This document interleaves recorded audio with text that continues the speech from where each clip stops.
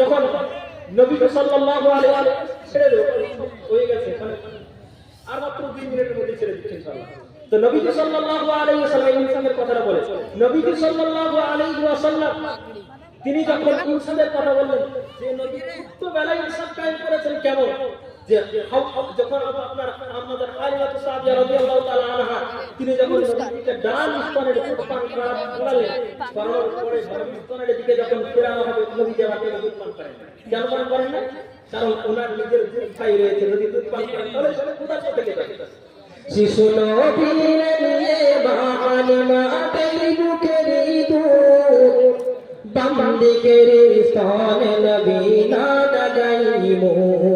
বারে বারে দেখেন হালিমা যখন এই রূপ কেন বাঁচানোর খাচ্ছে না তো মুখের দুটি দুধ ও গো চিন্তা করেন মা হালিমা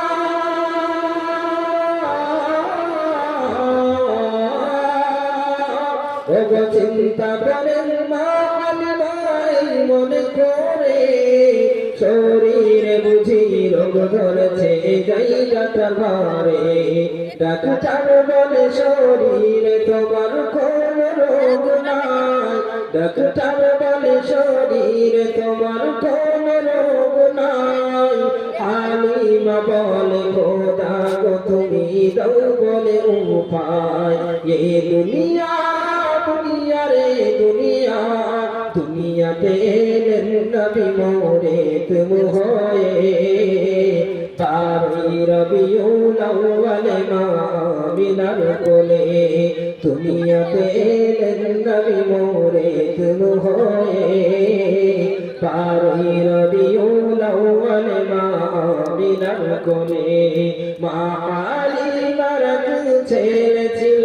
আব্দুল্লাহ তার নাম তাই তো নবীজি বান্দিদের স্তন করেন পান ইনসাফ করেন দয়ার নবী মায়েরই কোলে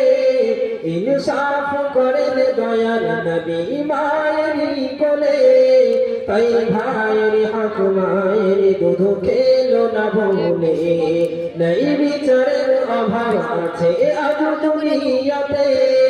নবীর আদর্শ মেনে চলো ফল হবে তাতে এ দুনিয়া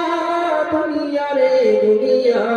দুনিয়াতে এলেন নবী মোরে তুম হয়ে পারি রবিউল আউয়াল